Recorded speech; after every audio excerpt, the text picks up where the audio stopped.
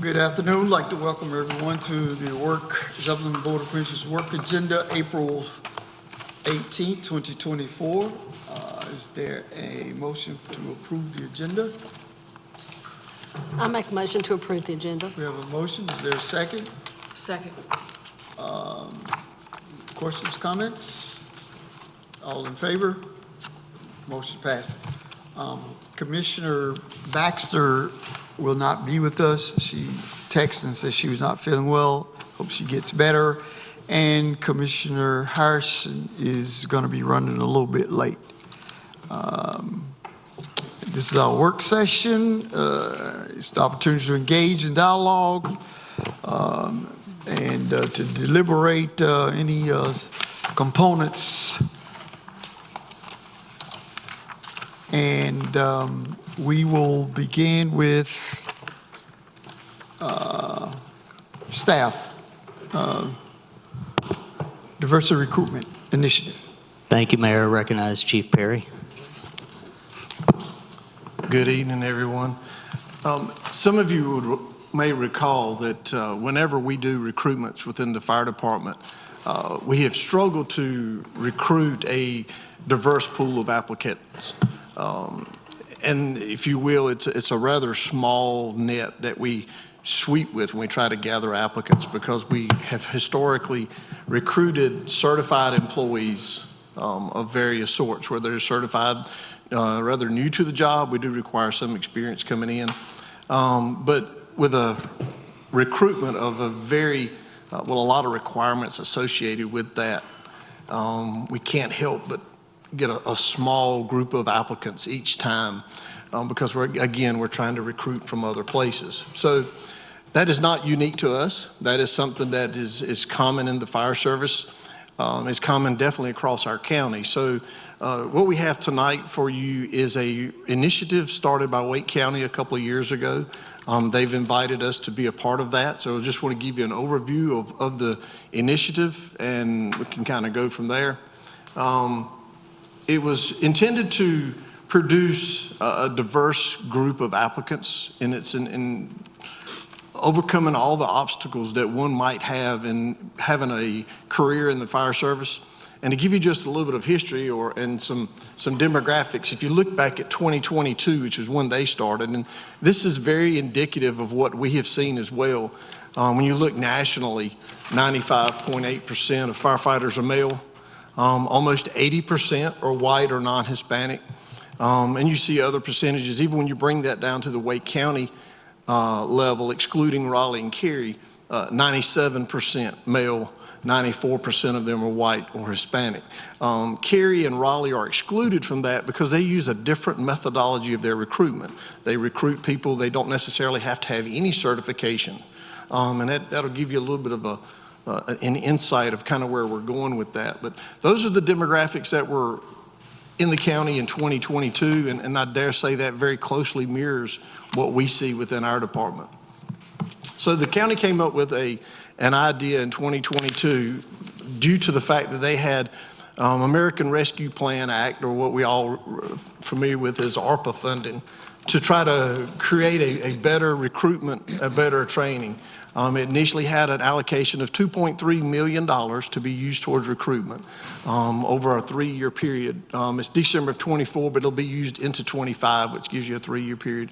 But it funds all the equipment necessary for those who are interested in being firefighters. It pays them a salary while they're in that training period.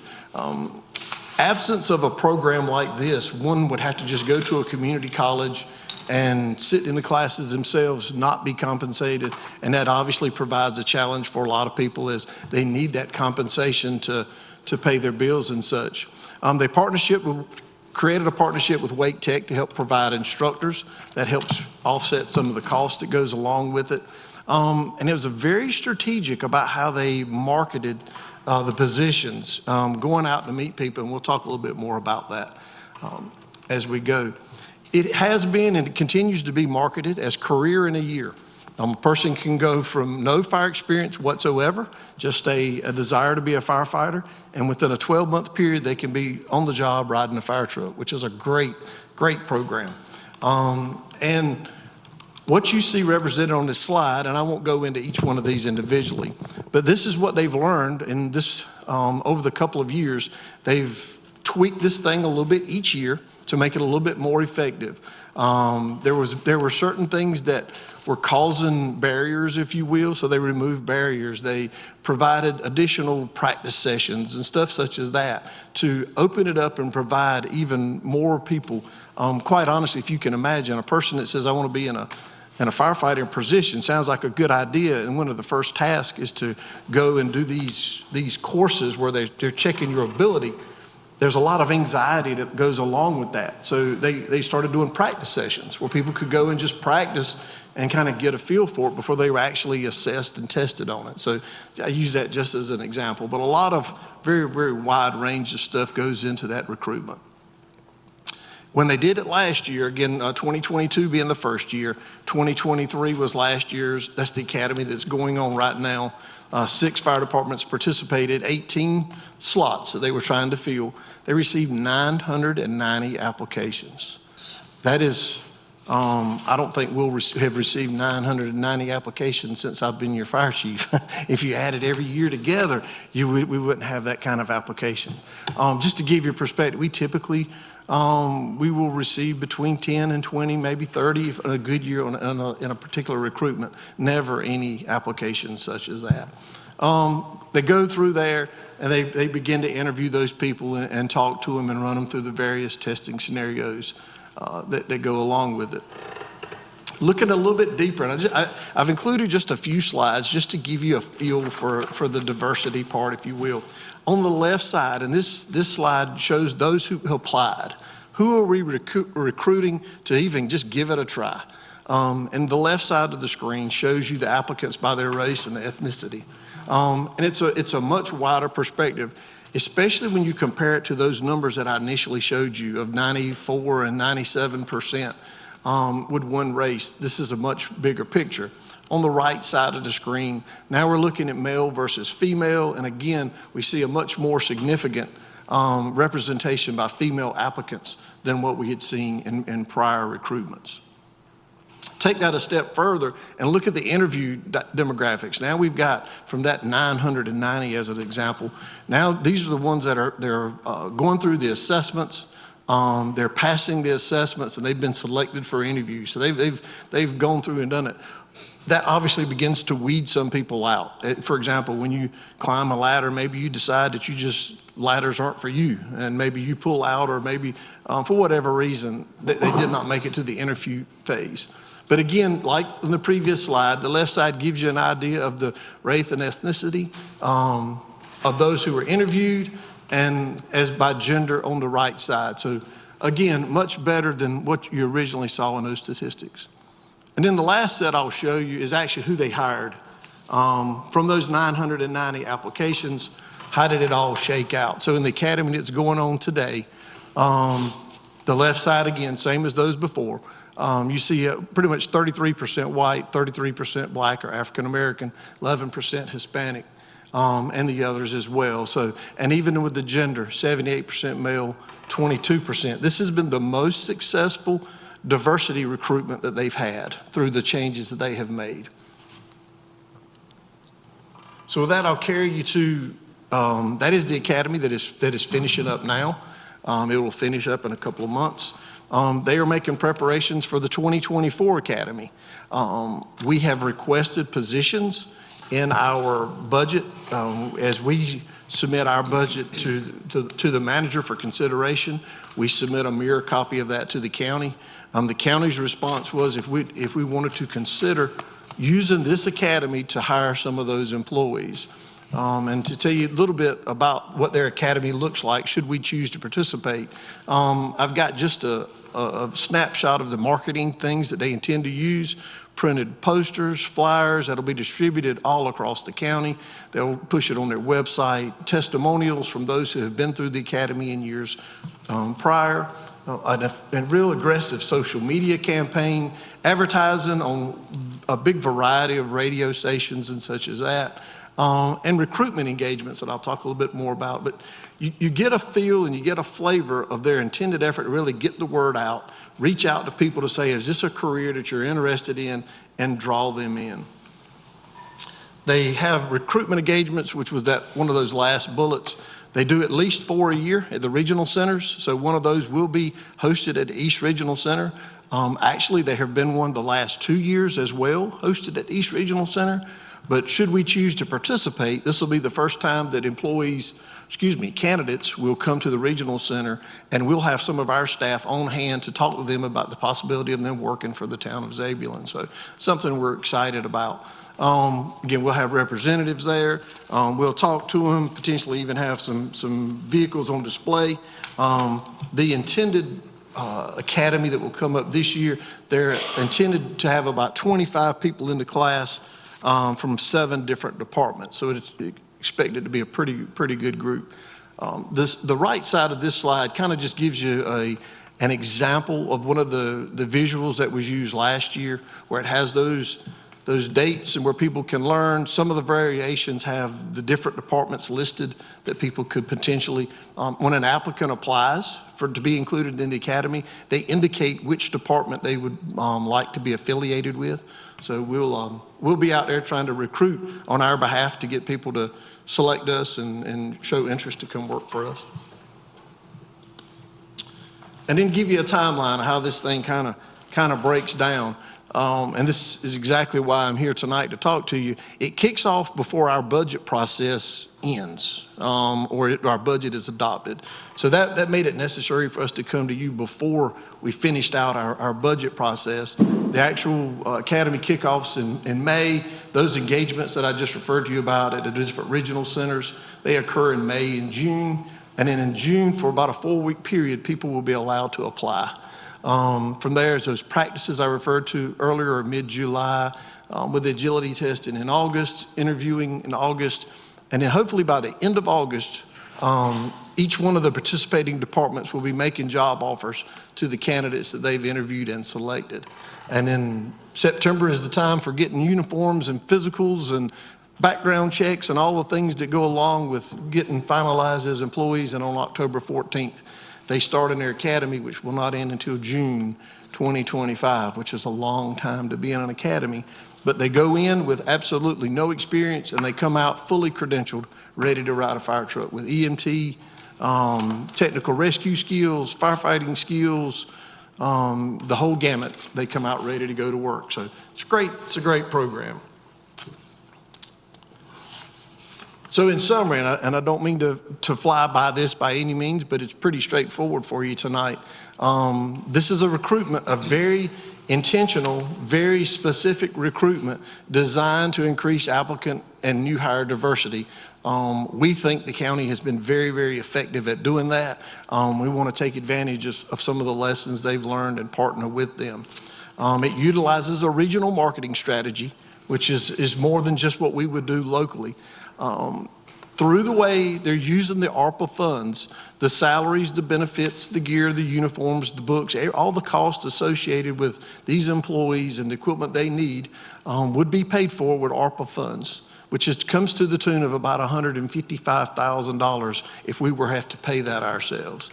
But by signing up, so to speak, for this program, our employees would be on the job by July of 2025, is when we would be responsible for beginning to help share the cost of these employees once they get on the job. The considerations that you'll have to consider at your next meeting is, do we participate in this program? This would be 3 employees that we would use their recruitment muscle, so to speak, and recruit employees. We would send them through training. They would be there. So it would take about a year before we would actually see them. It also requires a future funding. So we know in years beyond the ARPA funding, beyond the limits of the initial funding, we'll continue to fund. That will be at a cost share basis. So we're not responsible for 100% of the cost, but whatever our cost share is right now, it's about 35%. And then there's also a funding agreement that is necessary for us to be able to spend money on behalf of the county for the use of those ARPA funds where we'll spend it, they'll reimburse us. So there's a funding agreement that kind of documents the process with that. That would be part of your consideration as well. So with that, I'm available to answer any questions you may have. Any questions or comments for the chief? Commissioner Miles? What's the age limit, Chris? You may have said it, but I have missed it. The age limit on the Minimum age? Correct. I believe it is 18 years old. 18. Yes, sir. Do they have to come in physically fit already? Or is that part of the process too as well? So, I would say yes. So the two things on physical fitness, they are scored on their physical ability, and it's very similar to the pictures you see right there. The ability to pull a mannequin, to tote saws, tote equipment. As part of their training, they go through PT sessions every day. So one wouldn't have to be in the best of personal, but they had to be able to do that. They will be very physically fit when they exit the academy. Part of that original selection is a physical exam by a medical professional to ensure that they're medically, physically fit enough to do the job. thank you. Yes, sir. Any other questions, comments for the chief? Commissioner Davis? I'm just curious, the reason for doing this is to have a more diverse pool. But when I'm looking at page 8, it's still showing that majority of the applicants were white, 51% were white. Why is it? Do we have an understanding, if even though we're putting efforts to bring a more diverse, why the applicants are still dominantly white versus any other race? I don't have a specific reason. There's been a lot of people speculate why that's the case. But I don't know if I have never heard a scientific reason why people don't even apply, so to speak. This obviously captures more than what we typically see, but why there aren't even more, I do not know. Okay, because it's the same thing with the female applicants. 86 to 14, that's a huge difference. So if we're doing something to bring a more diverse pool, but the numbers are showing we're still not doing that, then that makes me question, is this process still successful as we think it might be? And I'll give you one theory, just to give you a theory. It's nothing more than a theory. There are those that believe the reason that is the case is because you've got a career field that is predominantly white male. So a friend, a neighbor, or whatever says, hey, you know what, tell me about this career, tell me about this thing. So their point of reference is in a lot of cases is a white male. So maybe white males are attracting additional white males. There's that theory. I don't know that that's valid or not. Some will tell you that's very valid. I don't know, but I think the way they do this, it really opens the door up, especially in our current criteria. I mean, we're only hiring existing firefighters. If there's a field of people and 95% of them are white male, I understand why most of our applicants are white male. That's what we're pulling from, is that group. But it's wide open for anybody to apply that would be interested in it. And I guess that's where my question then comes in again of, if we're doing something that we're trying to change the demographics and pull different ethnic races and different gender, but we're still almost seems like we're getting the same result, then I would like to go back to the drawing board of trying to, I guess, figure out your theory. Why are we still not getting enough diversity just to even apply? I would say we're definitely not getting the same result. Okay. Because we were at 95+% white male. So now we're considerably less than that. So it's definitely an improvement. Is it where it needs to be? No, but it's definitely, it's a huge improvement from what we're currently seeing. So I'll take the improvement. I just want to make sure that we're improving. Absolutely. As far as And that's, I considered providing these demographics from the 2022 Academy, because these are much better. Okay. And I think it's this is a process they intend to continue, and they're making little changes each year to try to improve it. I think it's just a work in progress. Okay. Thank you. Sure. Thank you, Mayor. Commissioner Miles? Do we have on our staff right now junior firefighters that would fit in this category possibly? Potentially, yes, sir. We've had conversations with some of our junior firefighters. We won't know, if they're interested, if they're considering it, but we're definitely having conversations with them that this may be a very good opportunity for them. Okay, thank you. This sounds like a wonderful opportunity to be able to get a diverse pool to pull from. It's, I can Monday morning quarterback my own self. It would be neat to see how this is beginning to change the landscape of the fire service. I showed you that first slide of what it looked like in 2022. It would be interesting to see how this and similar activities across the county are changing that landscape, because I think we would see a considerable difference from the numbers I showed you from 2022.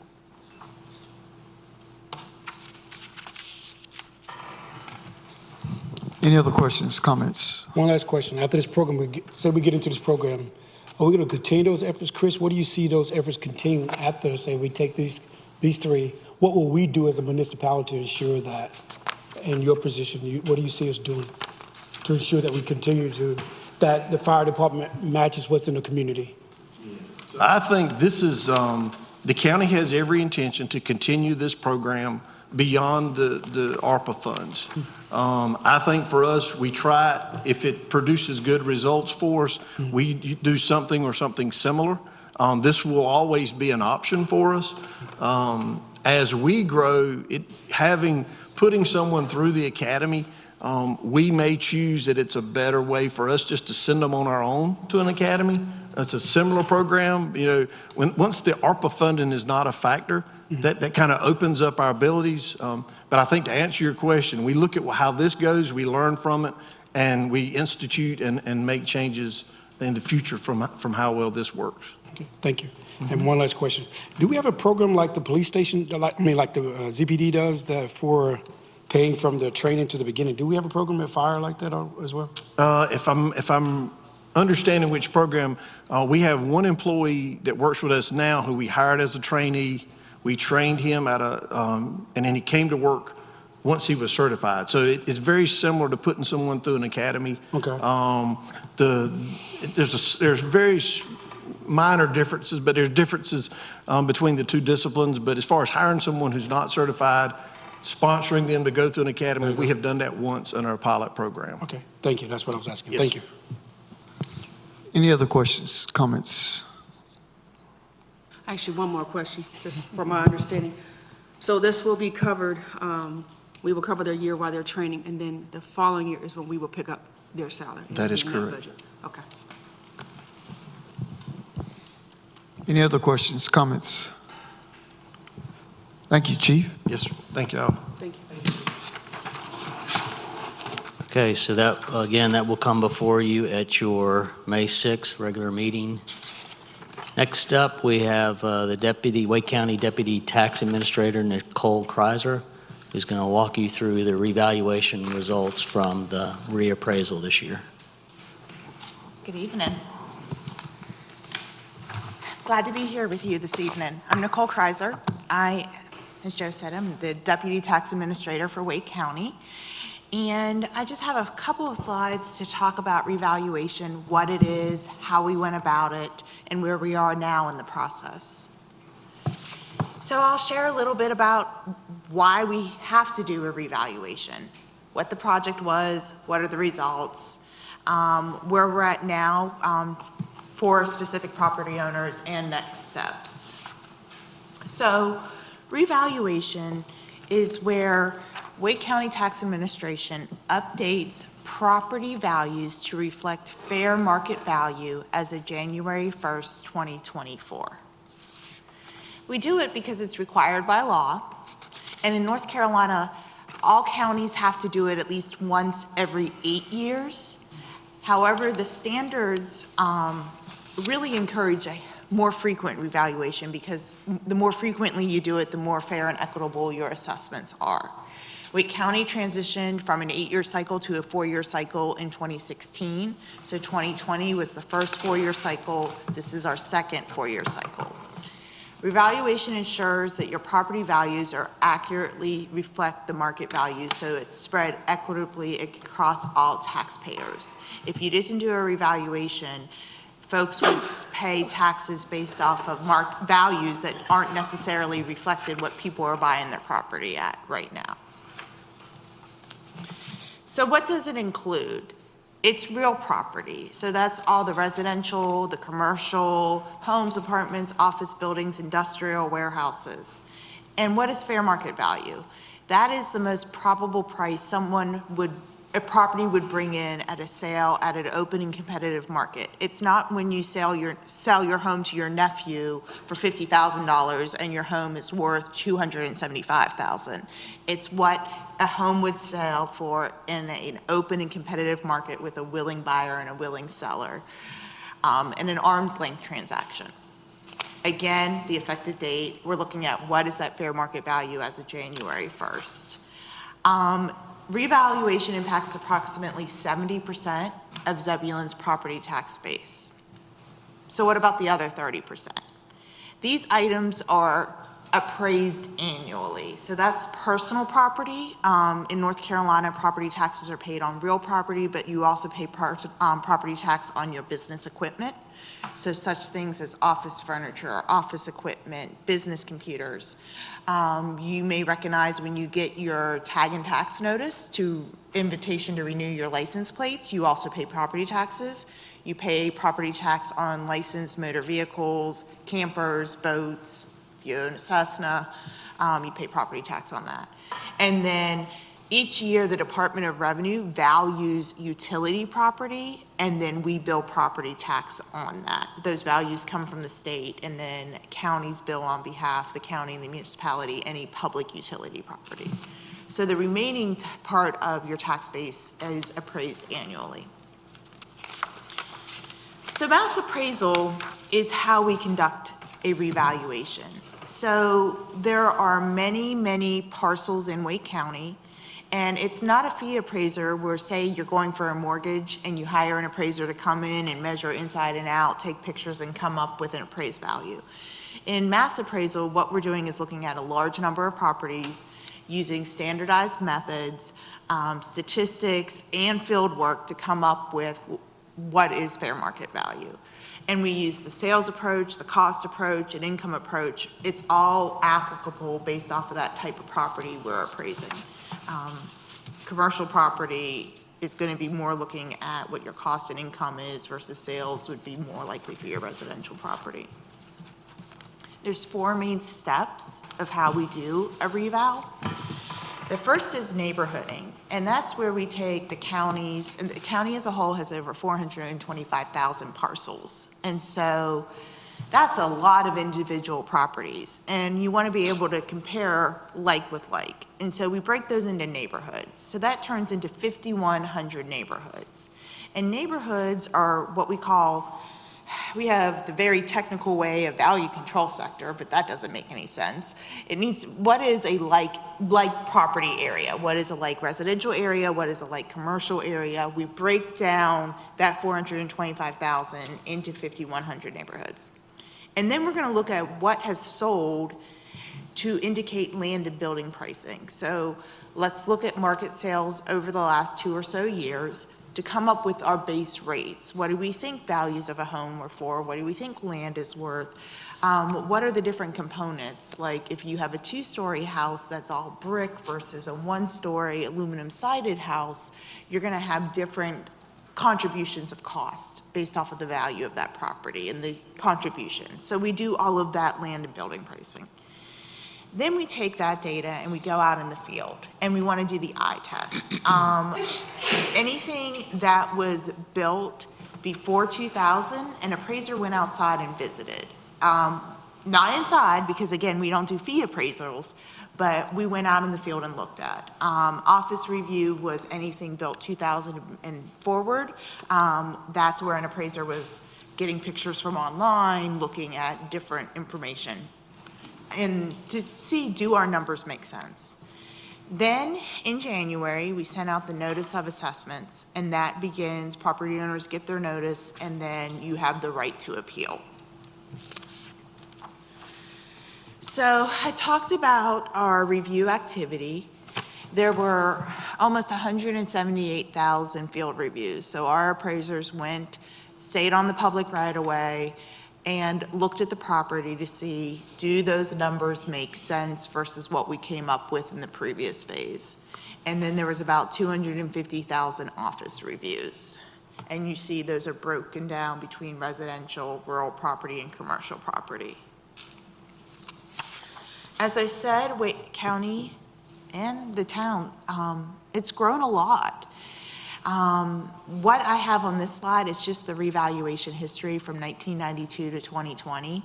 And you can see that in 92, the county had 105,000 single-family homes. In 2020, there are 312,000 single-family homes. The parcels, again, from 92 to 2020 went from 165,000 to 395, and I'll show you in just a slide, that's dramatically increased again. So where we're at now is 427,000 plus parcels, and this was as a 1-1.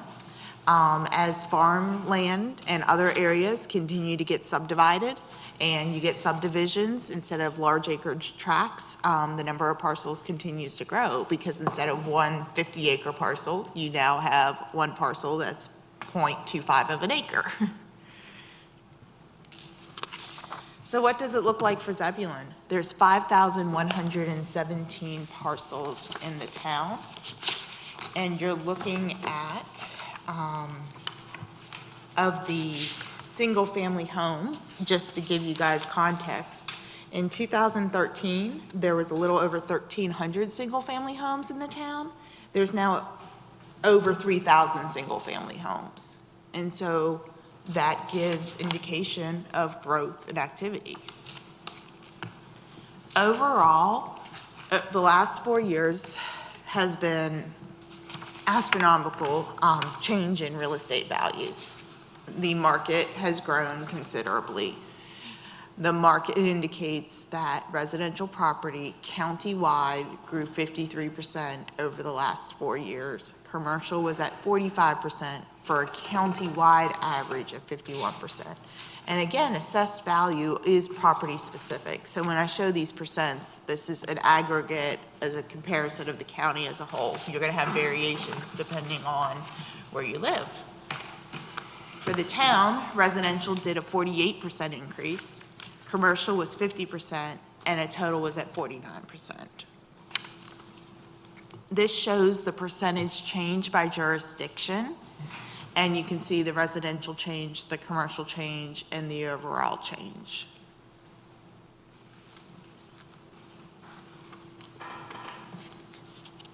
And this is a heat map. And the darker the green, the higher growth in value. The lighter, very, very light shaded is there was still growth, but it was less than the other categories.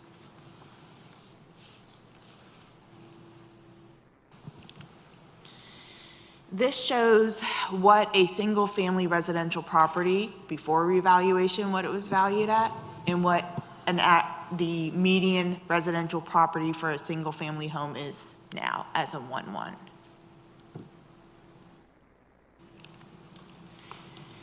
The commercial tax base, you can see it was 425.8 million before, and after it's 640.5. And again, this is a percentage increase. It's not dollar tax base, but if you own a mini storage facility, your property grew in value a lot. And we have a running joke that we should have bought mini storage facilities, all of us in the tax office, because we would have had a significant increase in our own personal property of that business. But for commercial values, the highest were mini storage, then industrial, and then office and retail were the lowest increase in value. And that reflects the trends of what had happened over the last 4 years. So where is the town now? Before residential, you're at 1.19 billion. I'm sorry, before reval, you were at 1.19 billion, and after you're at 1.77 billion. Your mix between residential and commercial property stayed the same at 64-36. So there wasn't a shift in value from one versus the other. They stayed the same.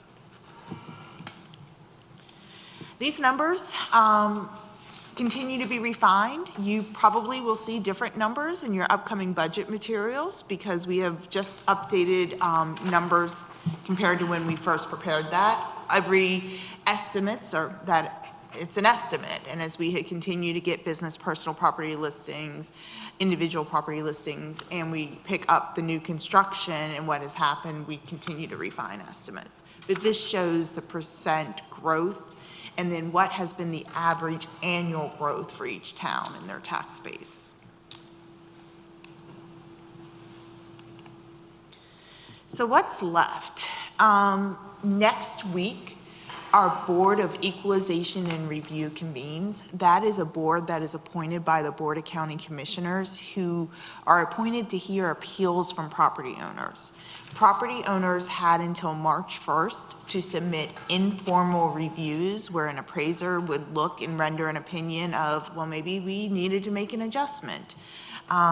We received about 15,000 countywide, which is 1% lower than what we did in 2020. So we got about 3.4% of our parcels had an informal review filed compared to 4.4% of the parcels in 2020. Formal appeals are still out there. Property owners have until May 15th to submit a formal appeal of their property value to the Board of Equalization and Review. For a formal appeal, that is where an appraiser will contact that property owner, discuss, appraiser will render an opinion if a change is warranted or not, and then that property owner will have an appointment to appear in front of the Board of Equalization and Review and provide testimony as to why they think their value should be changed. They don't have to come to the hearing. They can just submit it and there'll be an opinion made by the board. But the moral of the story or the headline is property owners have a little under a month now to get their formal appeals in. And then the Board of Equalization and Review will consider all of those appeals through the fall. At your desks, I believe you guys were given a couple of business cards that has the number for the revaluation call center. It also has an email address and our offices. If you encounter someone who has questions about reval, please give them that card. Our appraisers will answer that phone. We have a service level standard that within 30 seconds of calling that number, an appraiser is supposed to answer that phone call. We very much value customer service and service to our citizens and our taxpayers. So if folks have questions, we are here. We want to be able to help folks understand, or if they need to file an appeal, we can help them through that process as well. And with that, I'm happy to answer any questions. Any questions, comments from the board? None for me. Commissioner Davis? No. Thank you. Commissioner Clark? Not at this time. Thank you. Thank you. Thank you. As Ms. Kreiser leaves, I'll just underline what she offered, that if you have a citizen approach you about tax revaluation, get them connected with the experts, and the experts are with Wake County. They'll be able to walk them through the process. Should be a stack right there. Just I can contact you through My specific number? We can get it to We you. can get it to We'll you. email it to you.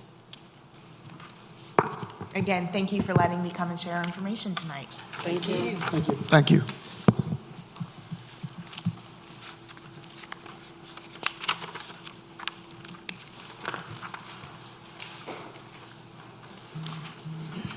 Next, the FY 2025 budget revenue neutral tax rate. Okay, so in any year where there is a reappraisal, it's required by statute that you report to your citizens, and it gets included in the budget, what's called a revenue neutral tax rate. So I'm going to walk you through what the revenue neutral tax rate, how it's calculated, and also give you some background about while the statutorial equation that you follow has to be followed, it's not really a good representation for Zebulon because Zebulon has an exceptionally different tax base. So that's what I plan to go through. So going through the general statutes real quick. This is just a requirement. It's in the general statutes that says every time there's a general reappraisal, and we've just had a reappraisal, that you have to report what the revenue neutral property tax rate is. In other words, Wake County, they revalue their property every 4 years, so this is something that we have to do every 4 years. I'll provide a statement in the recommended budget, and the statement is obviously called the revenue neutral property tax rate. Takeaways for not only the revenue neutral tax rate, but also from this presentation, is to know that the statement, not the rate, is statutorily required, which means you have to tell your citizens what the revenue neutral tax rate is, but you don't have to adopt that rate. The things that I'll go through in greater detail is to highlight how the equation falls short in representing how your tax base behaves. Has several assumptions embedded in it. One is that the property value or the growth in the property value is equaling your population demand. The other is that the property value growth is positive and it's constant, meaning it doesn't fluctuate or go down. And that the original revenue from the tax rate was sufficient to cover the costs. The thing to always keep in mind is the revenue neutral tax rate, if you do adopt it, it's only good for the first year.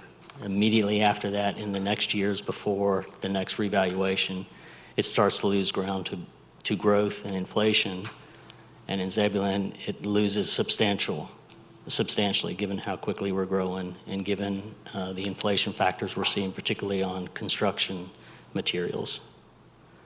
At the end of the day, you'll be required to set the rate that you feel Zebulon needs by understanding and valuing what are your strategic goals and the projects that satisfy and advance upon those strategic goals. Understand that your tax base is exceptionally different. So when I say it's exceptionally different, I would venture to say you're at least one of 5 towns. You may be one of 2 that have as rare a tax base. And at the end of the day, when we present the budget to you, it's a reflection of what our frontline services are seeing and what your citizens need, and the tax rate that you adopt is going to be dependent upon satisfying what you determine to be the needs of your citizens. So the first shortcoming in the revenue neutral tax rate is the assumption that the property value will grow and that revenue will match the population growth. This is clearly not what's happening in Zebulon. You can see the population numbers that come from Mr. Clark in the planning department. While this is not exponential growth, it's getting really close. Whereas down here, the property value is growing at a linear pace. So the demands that come from population, extra police officers, extra fire stations, more programming through parks and recreation, more streets to pave, is outpacing what is coming from the property value. So takeaway, and this is something that you'll hear from staff, particularly when planned developments come before you, conditional zonings, is pushing the diverse housing product. The more diversified your housing product is, from people coming in, first-time owners, to growing their families from small starter single family detached, to higher end value, to when they start downsizing, to empty nesters, and then single independent living, and then assisted living. Having a diverse housing product will help you bend this curve to match this curve a little bit more. Also, just increasing the number of houses. So you heard Ms. Kreiser talk about 312,000. Seems like a lot of people for a town, for a county that is already well past 1 million people. That's not a lot of housing stock. And when you don't have a lot of housing stock, you drive up the price of the houses that you do have, which drives down the affordability. And then the other takeaway is you're not going to get only but so much money coming out of property taxes, and that's why it's important for you to let development and push development to help make improvements by paying towards transportation impact fees, parks and rec impact fees, building roads, so on and so forth. This is a modification of Ms. Kreiser's slides, and it talks about how our tax base is losing ground. So you can see how when we looked at the tax base 4 years ago, we were in this position. We have dropped 2 positions. And so it's just mindful that you all are approving development that is using the land smarter. And again, when you approve more dense product closer to the core of your town, and you approve more diversified housing product, you don't have this slippage that you're seeing in your property tax base. Assumption 2, now this is dated. I intentionally stopped at 2019 because I'm going to give a couple of illustrations that show the significance of this time period. So when you look at how your tax base is made up, there's a commercial component and a residential component. And in both 2009 and 2019, the majority of your tax base was commercial. And when you have a commercial tax base, yes, you have real property, which is building and land, but you also have an awful lot of machines and vehicles and equipment that is personal property tax. The real property tax base gets valued or evaluated every 4 years, but the personal property tax base, things like a GSK, which at that time had 31%, and you're improving, they're around 21% now, so they're not having as big an impact in your tax base. But when you have such a big chunk of your tax base that's commercial and it's tied to one particular business, your tax base fluctuates considerably. So again, real properties get revalued every 8 years, or in Wake County's case, it's every 4 years.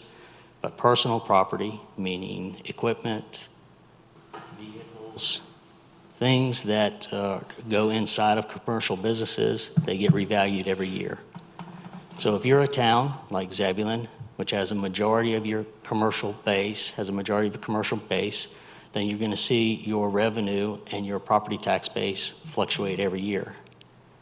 If you're even more exceptional, like Zebulon is, where not only do you have a majority commercial base, but that majority commercial base is dominated by a single company, such as GSK, you both see it fluctuate every year, but you see it fluctuate dramatically, as shown in this picture here. So you can see between 2009 to 2016, we had wild peaks and a lot of downgrades. So between 2009 and 2010, while our property tax value increased $27 million, which in the scope of things is not a lot of money, that generated about $84,000, so that will afford you an officer and their vehicle. The following year, we dropped $27 million in our tax base. Next year was another $30 million dropped. The year after that was another $22 million drop.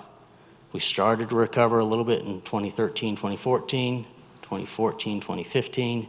We only got back to our tax base that we had in 2009, 2010 until 2015 and 2016. So that was a period of close to 6 years where we had a lot of wild fluctuations in our property values, and that was dominated and determined by GSK responding to the economy. So when times get tough or patents run out, they take lines out of service. And when they take lines out of service, they no longer use equipment. And so that's what drives the property value. The third assumption, where the revenue neutral tax rate doesn't represent Zebulon well, is the assumption that the original tax rate that was offered was sufficient to cover the expenses. And so going back, this line right here is the same as the previous line where I showed that, but it's just at a different scale. So that's the property value changing between 2009 and 2015. And that's the tax rate that was offered in each year. So in 2010, the property value started to slow down, and the town decided at that time to drop the property tax rate. So in effect, was bringing in lower money. And then they kept that tax rate low while the value of all the properties continued to decline, and kept it low while the decline continued. Only raised the tax rate in 2013, raised it again in 2014, and kept it level in 2015. So the effect of that was a decrease in revenue to provide services to the residents of the town of Zebulon. So in 2009, 2010, as the property values started to slow down and the tax rate was decreased, we took in about $84,000 on what was probably a $15 million budget. So not a lot of money, if any money, to pay increases in salaries or increases in gas, things like that. And then we entered a period where we were actually losing money. So in 2010 to 2011, we lost $138,000. 2011, 2012, we lost another $149,000. So we're down 138. We're still down 138, and now we're down an additional 149. 2012, 2013, lost another 17. 2013 to 14, we started to increase. 2014 to 15, increased a little bit more. Again, as I reflected in the previous slide, it wasn't until 2015, 2016 that from a revenue standpoint, we broke even to where we were in 2009, 2010. The result of that was that the damage was already done. For those employees that were working here during that time, they will refer to this period non-affectionately as doing more with less. And so the results was when you are not taking in more revenue and you are continuing to provide services, so the outward appearance is there, and you're lowering taxes, there's going to be costs elsewhere. And the costs elsewhere we're seeing in streets not getting paved, and so they started to break down and it was higher to maintain them. You started to hold on to vehicles longer, so again, it was both higher cost to maintain them, but also they became less reliable, which presented some public safety concerns, especially when looking at our fire fleet. Sidewalks, we had some projects that we had some funding for, and rather than just complete the sidewalk, we just abandoned it. You saw your downtown start to really decline. This was a really ominous time for the town. The property values within downtown were starting to decline. You saw some buildings actually fall in on themselves, and the buildings that were still standing were getting devalued.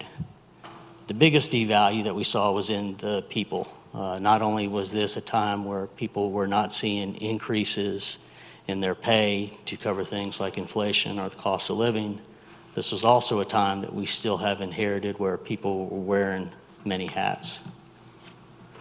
So if this were to happen again, one of the recommendations that you would see from me was, in order just to keep the revenue the same, is do not lower the property tax. Either you need to cut back on service or you need to increase the property tax rate. So had the town started to increase the property tax rate as these property values went down, at least they would have kept revenue the same. This would not have kept pace with inflation. It would not have kept pace with pay increases. When you start taking a look at that and you assume a 3% increase every year, that picture changes dramatically. So to account for the natural growth in costs, if the town had kept the tax rate to stay even with a natural growth in the cost of things, you can see there's a difference between what the tax rate was and what the tax rate should have been. So that's almost a 10, maybe 11 cent difference. This 11 cent difference has never been made up. There was times subsequent to 2015 where we had increases in the property tax rate, but they went to address these situations down here. And I'll explain a little bit more about what that meant. So in 2015, picture on the upper left, that's what your downtown looked like. You had buildings that had fallen in on themselves and had literally disappeared. You had buildings such as this one, which were about to crumble. We used the increase in the tax rate to start to get the private sector to revitalize and rebuild downtown. This actually is a notable picture. This is the epicenter of your downtown's rebirth. This is Brian Bullock. He took advantage of the town's new facade program, put in new windows, put in new lighting fixtures, made some improvements in the front, and was able to get a tenant. And by getting a tenant, that also started to generate sales tax revenue from the downtown for a first time in a long time. In order to get a tenant in there, Brian had to make some improvements internally, which increased the property value of that property. And then also by having a vendor that drew people downtown, it was a way to generate not only other sales tax revenue, but it was able to attract interest to other developers. And that's really was the beginning of the rebirth of your downtown. But that's an example of where the capital costs associated with tax increases went to. But there was not revenue generated that was directed to staff. This is an example of the sidewalk to nowhere that I talked about, where we just stopped putting in, where we stopped projects mid-cycle. This is actually, there's a sidewalk there now, but this is the roadway that's connecting Zebulon Middle with the Boys and Girls Club. So there was a lot of children that were walking here without a sidewalk. On the other side of the bridge, there was a sidewalk, but not on this side. The thing that was most worrisome is the potential of bankruptcy from not tending to the infrastructure. And we saw that most notably in the street system. So this is what's called a maintenance curve or pavement condition curve for pavement. If you stay on top of your street maintenance, the cost to, and these values are dated, but it gives you a sense of scale. The cost to repave a street is about 65 cents a square yard. Once you let your streets go, they can be close to $20 a square yard. And so we started to see more and more streets get into this red zone, which is indicating that they were falling into this area. And the cost was associated with repairing and fixing the streets that the town is responsible for was getting to be daunting. And so we needed to stop the bleeding, so to speak. So again, I mentioned that while there were property tax increases since that time frame, they were really dedicated to capital improvements to address this period of doing more with less by neglecting a lot of things like streets and downtown. Okay, so now I'm going to walk you through, and this is the only time I'll do it, so you can be thankful you get through it, but you'll know the satisfaction of how it's done. But this is the statutory formula, and I'm going to provide another example of how it falls short. But the first thing that the state requires you to do is to determine a growth rate. And so if you look at this blue line right here, these are the tax value estimates that we get from Ms. Kreiser's office.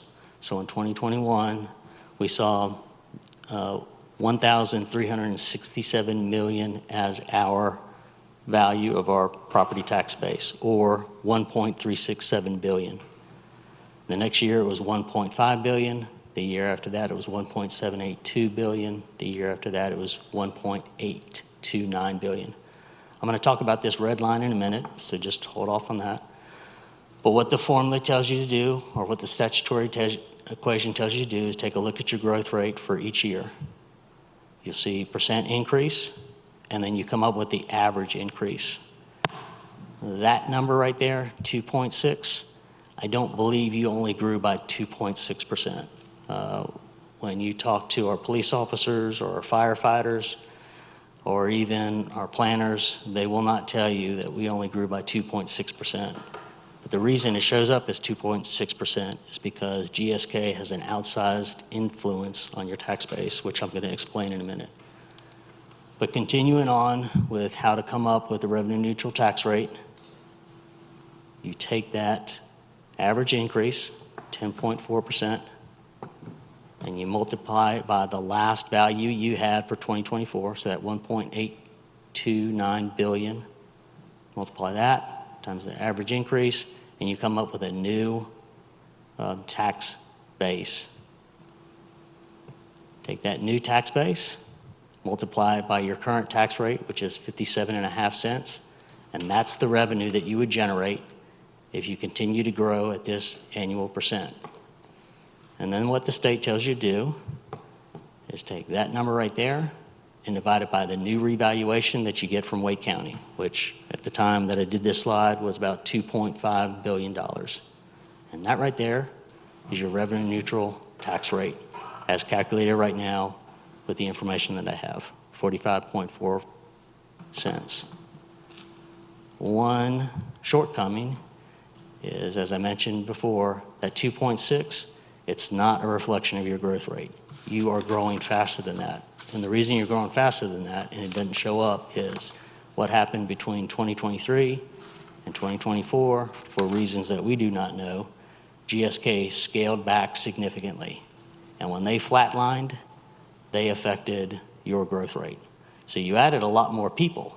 You're probably approaching 11,500 people. But when GSK scaled back, it gave the state the indication that you have slowed down. And so the revenue neutral tax rate, which I'll report to you, is going to be artificially low, given that GSK is influencing your and giving a false indication of how quickly you are growing. So again, takeaways, just know that we have to provide the statement, but it's the statement and not the rate that's statutorily required. Again, set the rate that best fits your needs. And just always remember, Zebulon is an exceptional tax base, and keep your eye on what it takes for you to serve your citizens. And with that, I know that's a lot of detail and a lot of math and a lot of equations. And so I'll stop talking and see if you have any questions or comments. Questions, comments from the board? Commissioner Miles? None of this time. Commissioner Commissioner Clark? None at this time. I do remember that bad time when we lowered the tax rate and all that. It was not good. Commissioner Davis? No questions, Mayor. Thank you.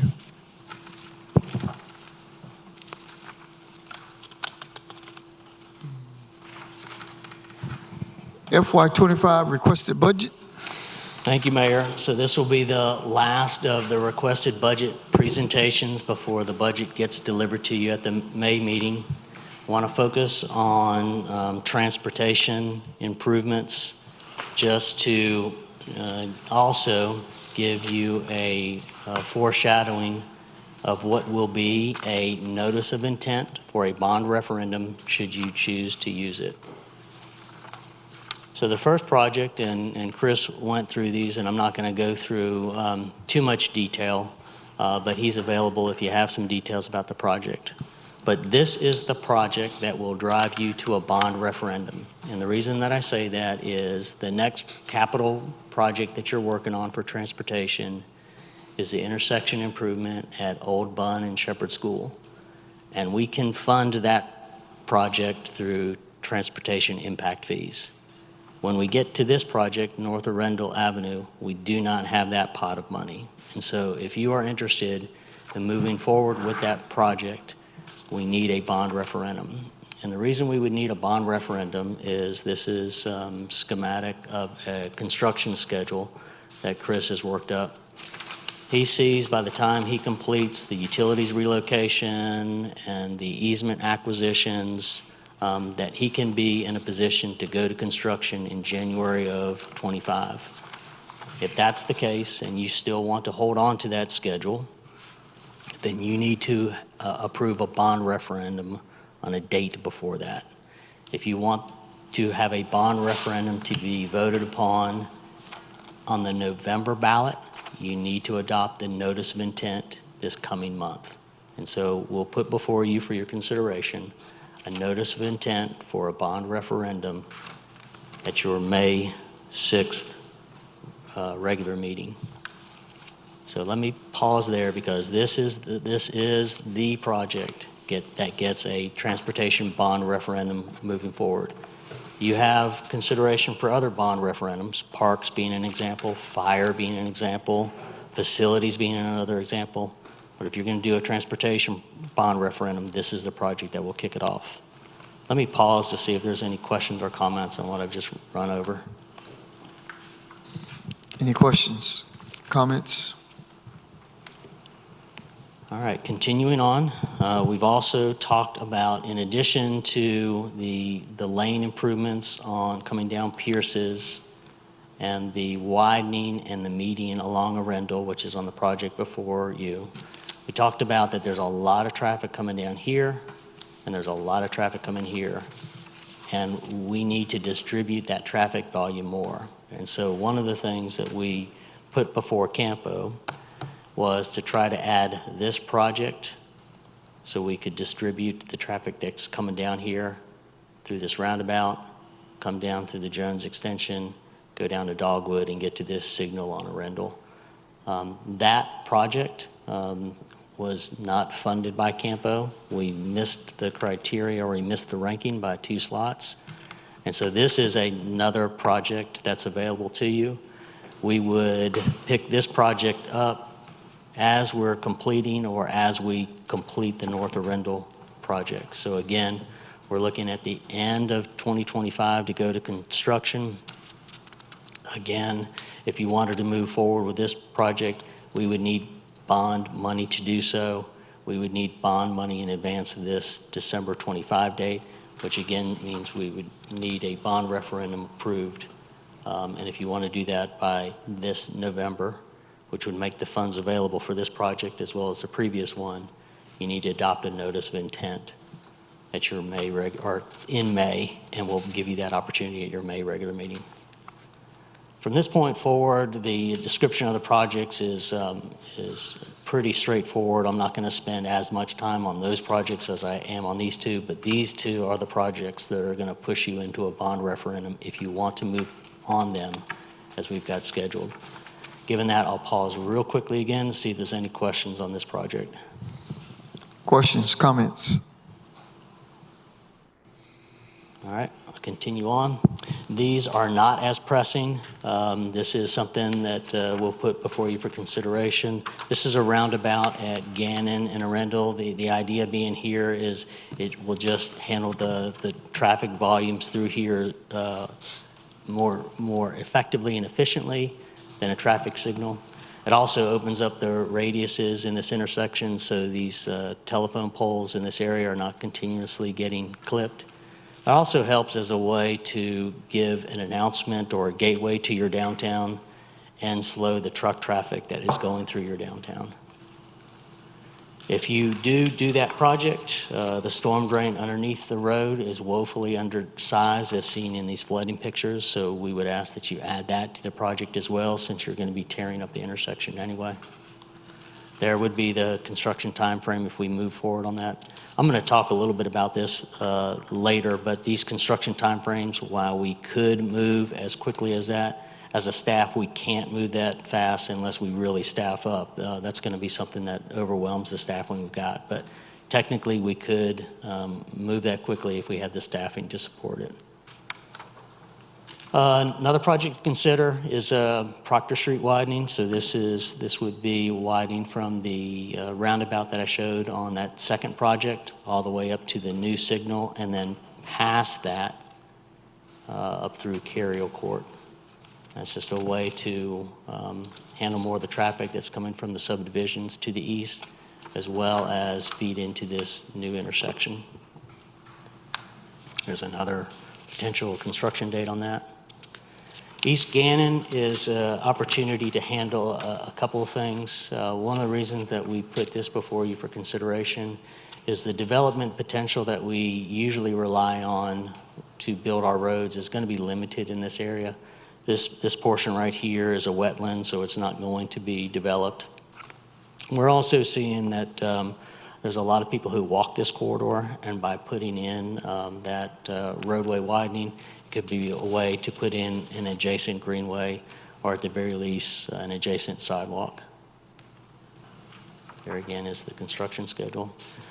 And then we put this in front of you because when Judd Street gets connected with Worth Hinton, as well as the continued traffic increase that's going to be on North Arundel as we see more and more traffic coming out of Johnson County, there'll need to be some kind of improvement to that intersection.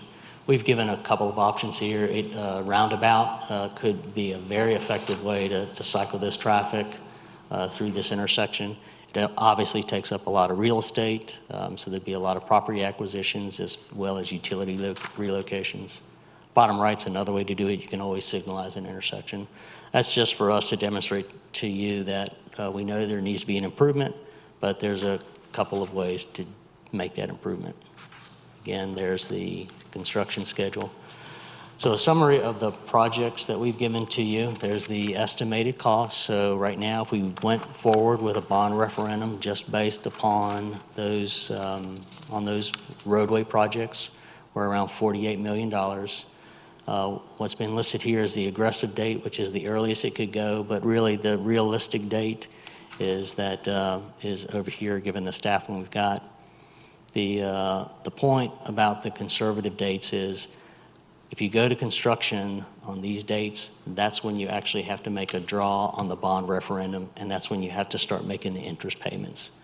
So we're still working through these numbers, and we'll have more exact information for you, but $48 million bond referendum, I can see that being 20 cents on the tax rate increase. So you would be increasing your property tax rate 2 cents every year for 10 years.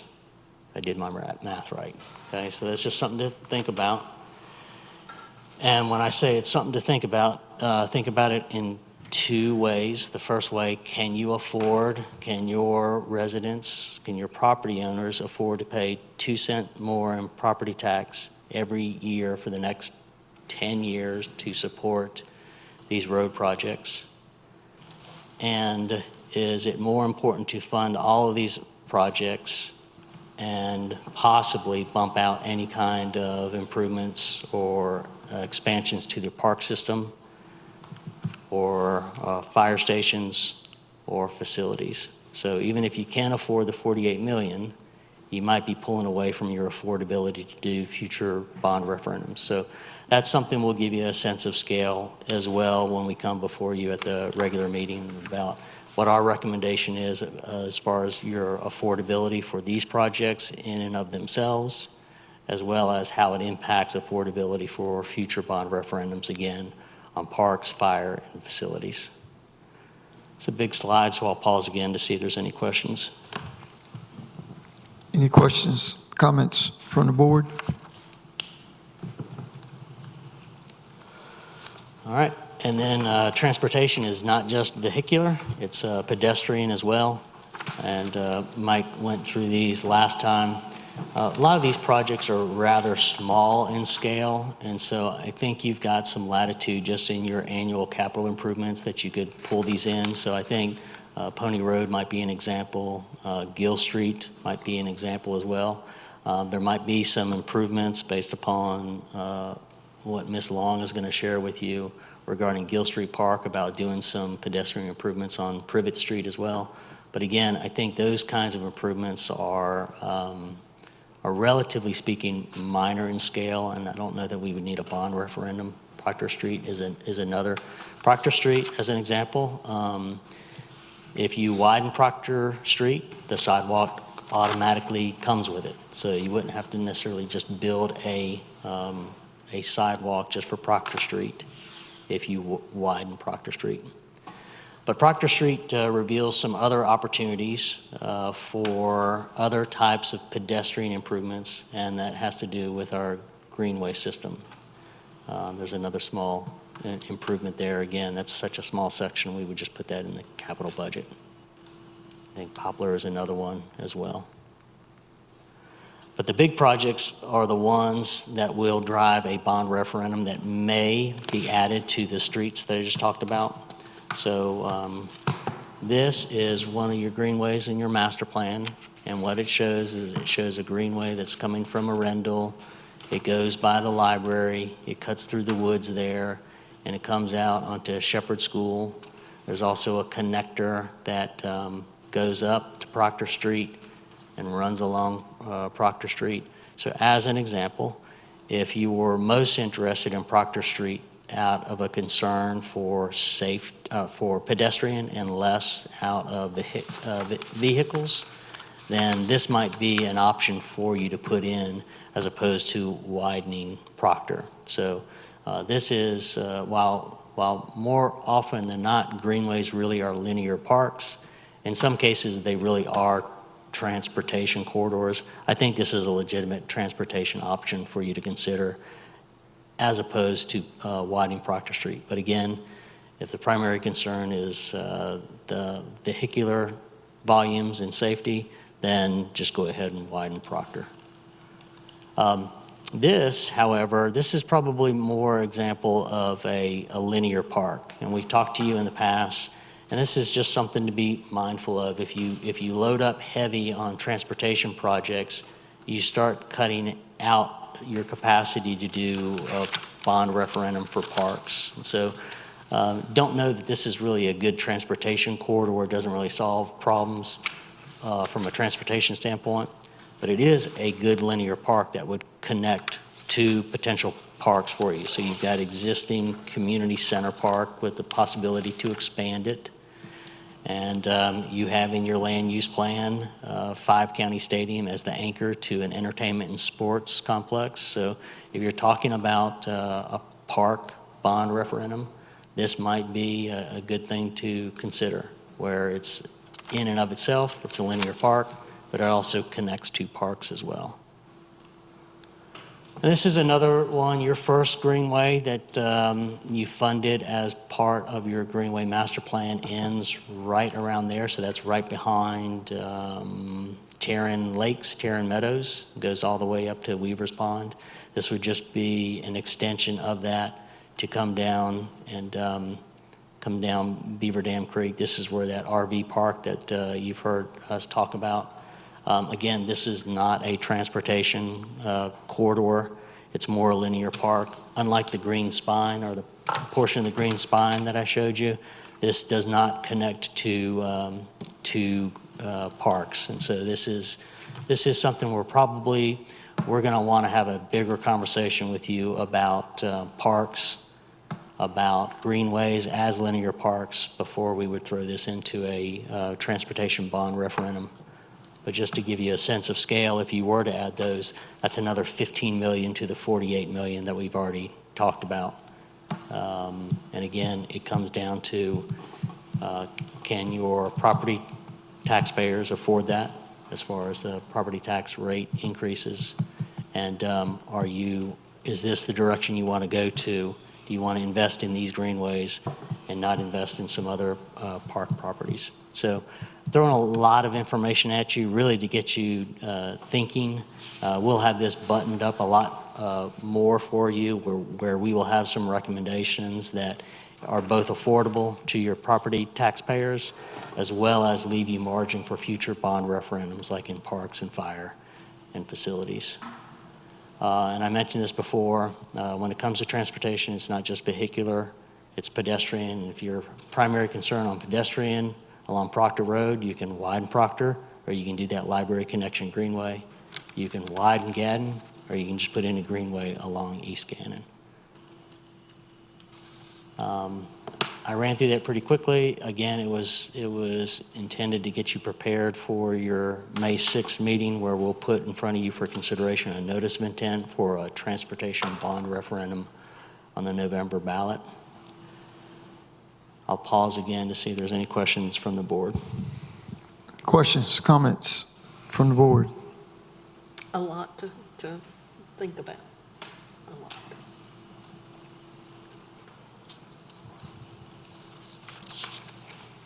Thank you. All right, and then the last requested budget that you will see before the recommended budget gets presented to you at your May regular meeting. We've talked a lot about positions, adding positions. We haven't really had a lot of conversation about the positions and the people that you already have. So I thought it might be helpful for you to think about some market conditions that are affecting our recruitment and our retention. About a couple of examples from a couple of departments where they are being influenced the most of any of our departments by market conditions. So the first is with our police department. And if you take a look at this graph here, you see a bunch of empty yellow circles. That is a reflection of what Chief Boykin can offer to an interested applicant who wants to apply and be a police officer. We have 4 vacancies. We've had 4 vacancies for quite a while. It's very difficult to recruit, much less convince someone to come on for that salary. And so some strategies that can be used to address that is to increase the starting salary. And so we've put before you some examples of how you could increase the starting salary and become more competitive in the market. And what I wanted to do is spend a few minutes with you is to show how this becomes like a domino effect, not only through the police department, but also through the entire organization. So if, by example, we were to include in the budget that we'll present to you at the May regular meeting an increase so that Chief Boykin can be more effective in recruiting, then we have to make some subsequent changes as well. And so as an example, Officer First Class, that's a salary that they would be making. If you bring in a brand new officer, they're making more than the first class, and so you need to increase their pay. Then their pay starts to come up on the senior officer. While this is not above that, this is what we call compression. And so you need to have some spacing between these positions. And you can see that through the entire organization all the way up to the new sergeant. As you continue to go up into the supervisory positions, so we've listed 3 here. One is a new sergeant. One is a sergeant, but with a lot more years of experience. And the captain, you have to make the subsequent changes that I showed on the previous slide. This captain position, keep this in mind because I'm going to transition and show you how it starts to impact the rest of the organization. So that captain that you saw on the previous slide, that's there. So that's the yellow that they're at right now. If we make the increases to make the recruitment of entry-level officers more competitive, then that pay's got to go up.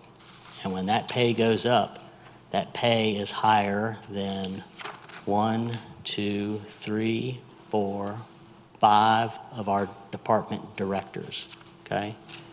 And that is a reflection of that period of doing more with less. We just froze those salaries. And while we've been able to introduce performance pay and merit increases, there is that period of 6 years, 7 years, when you take a look that we started focusing first on capital improvements, where those salaries were frozen in time and held down. And so as we start to adjust to the market and we make changes seemingly unconnected with these higher level positions, we start to encroach upon it for that, again, that period of doing more with less. The other thing to be aware of is with regard to recruitment. So 5 of these 8 positions, I don't know for a fact, but I know enough to know that their years of service, I bet you 5 of them could approach me and say that they're retiring at any time. And if that were the case, then we have to be competitive in recruiting people into that position. And so these green bars, the red to the green, That's what our labor shed is indicating for these different positions. And you can see the yellow, which is the current salary that these directors are making. It's on the lower end. And so if those 5, let's just say, and I'm assuming it's 5, but let's say 5 of our department directors came and said, you know, we're moving on to other things. We're not competitive in the market. And so we need to budget not only to address that doing more with less phase, but we also need to budget more in order to be more competitive in the market in case, not only is it the right thing to do, but there's a vacancy we need to recruit for. And then the other areas where it can affect us as well, and I can't remember which these positions were, but I want to say one's an IT director, one's an engineer, and I can't remember what the other one was, assistant town manager. When we are trying to recruit, where this is the going rate for these positions, again, bringing in these positions at this salary is well in excess of what employees are currently making. So our limitation along this, even up through the town manager, is going to limit us on our recruitment, whether it's we're trying to bring in new people, such as an IT director or an engineer or an assistant town manager. But it's also going to reflect, it's also going to impact us on us recruiting for if anyone decides to retire. So these are things that we're trying to figure out, and they will be factored into the recommended budget. I wanted to give you a sense of how the market is affecting us at both the low end and the high end when it comes to recruitment in the market that we've got.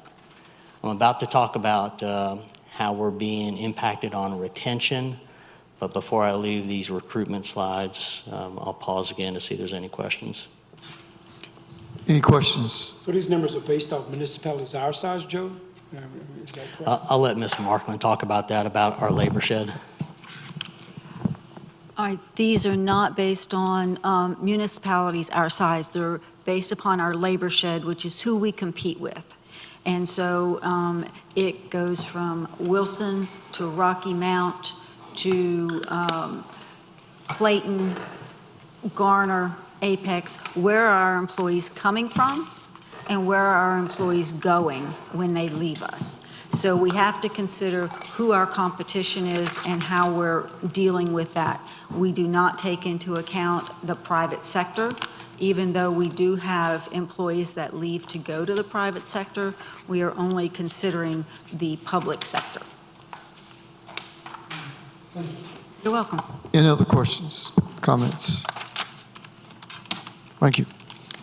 All right, now let me talk about the retention side of things. And so the retention side of things is once we get people here, do we lose them? Are we able to hold on to them? I think planning department is a good example of that. I say that for a couple of reasons. One is planners are very high skill set. Amongst the employee population, they're typically the most highly educated. And also in this region, it's a highly competitive market because the whole region is growing quickly. So planners are very much in demand. And Commissioner Miles, this will get a little bit to the question you just asked Ms. Markland about what our labor shed is or where we're recruiting. So when we take a look at, and I apologize, some of them are filled in and some of them are solid, but it represents where we're pulling people from. So where we're getting a lot of employees coming from is they work in counties. So county planning is very different than city planning.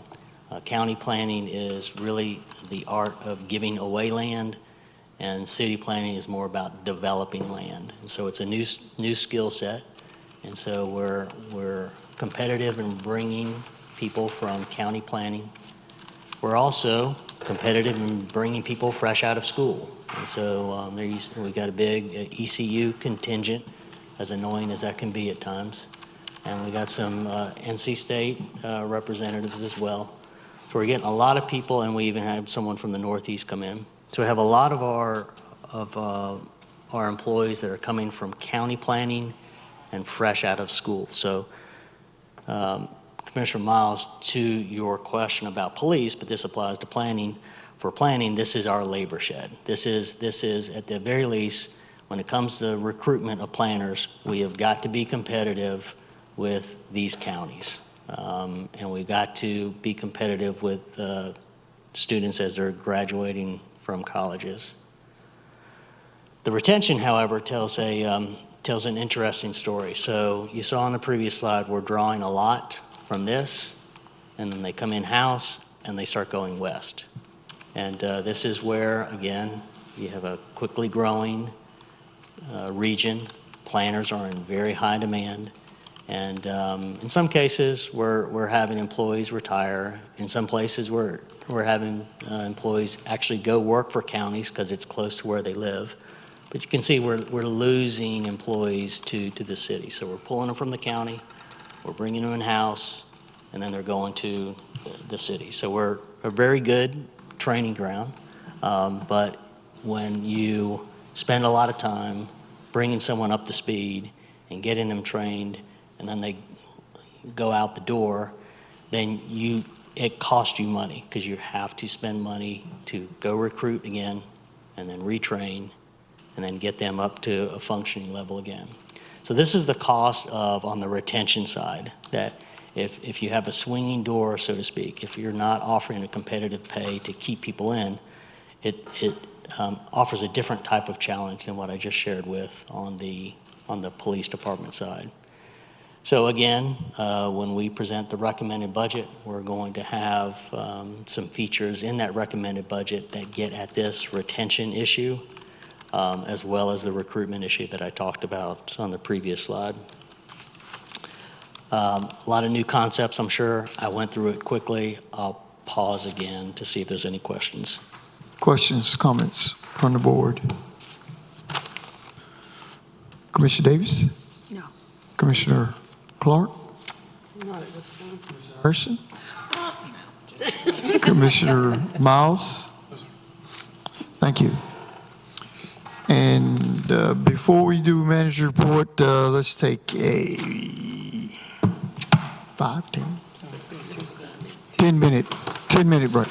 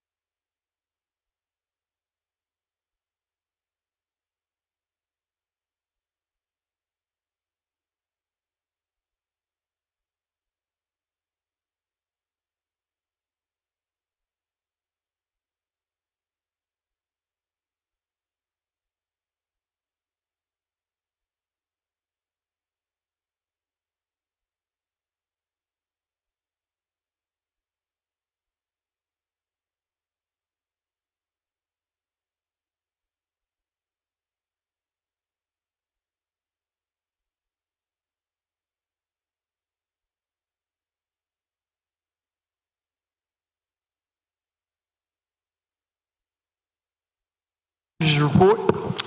Thank you, Mayor. As the board is aware, we cordoned off sections of Gill Street Park this week and wanted to afford the board an opportunity to have an audience with our Parks and Rec Director, Sheila Long, just to provide an update of where we are and what's next. So with that, I recognize Director Long. All right. Good evening, Mayor, members of the board. I thought it was kind of important to kind of go through a little bit of a background. Prior to 1960s, the Gill Street Park site was a former household waste landfill. In the 60s, that area was redeveloped to serve as a park to the Zebulon Place and Fairfield community. In fall of 2023, we engaged in we started public engagement regarding the playground improvements, and the board discussion led us to adding some additional questions to that process, and there was board discussion about bathrooms at Gill Street. At your February work session, I gave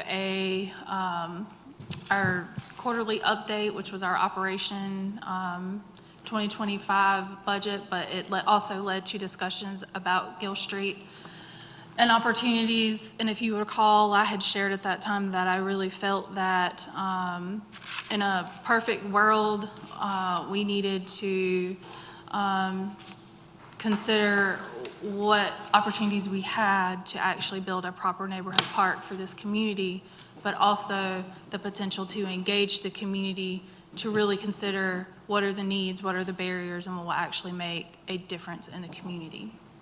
So here we are in April of 2024, the board gave us direction to bring forward information regarding bathrooms at Gill Street Park. We were already in the process at that time of communicating with DEQ in Mid-Atlantic and just doing some learning regarding what we would need to do in order to build bathrooms at Gill Street Park, but also to just make sure when we go to remove that playground, we're going to disturb underneath it quite a bit. And then we would be coming in and installing new playground equipment.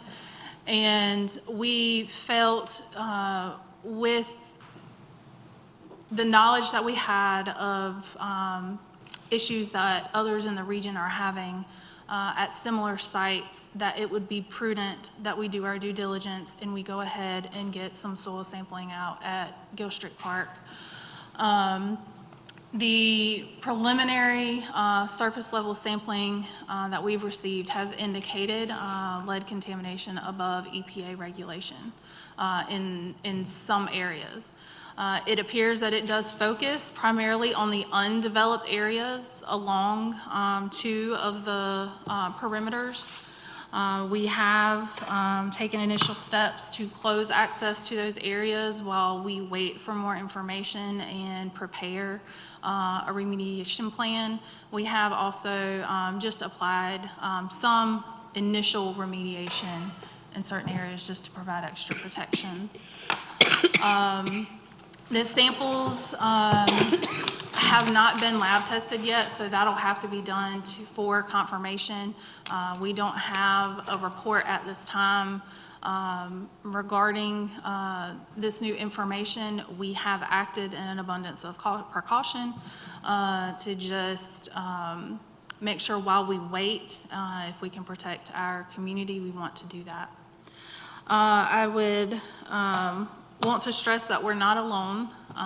As you're seeing, there are more communities that are finding these similar issues in these pre-regulatory sites. And we are learning from those experiences. We are reaching out to experts that have helped navigate these situations. And ultimately, we want to help. One, we want to do what's right by our community. We want to provide safe and quality recreation experiences. We also want to help other communities that may be experiencing these issues. So we've even started reaching out at the state level to just understand how we can help aid bringing this awareness to other communities. And if there is potential to work with DEQ and our state delegates to access funds. So this first bullet point talks about how we are ranked by DEQ. So they do have a program where these pre-regulatory sites, they'll come in, they'll assess them, they'll do remediation that the state pays for. We are so low on their risk assessment list that it is going to be a long time before they ever get to us. And so it's going to be on the town to address these issues right now and not wait for them. What I would love for us to be able to work on is there are going to be some grant opportunities that we would be able to work towards, and we'll definitely explore that. But also, are there opportunities where we can help advocate to make funding available so that communities can be in front of it and walk these processes similar to what we're doing now?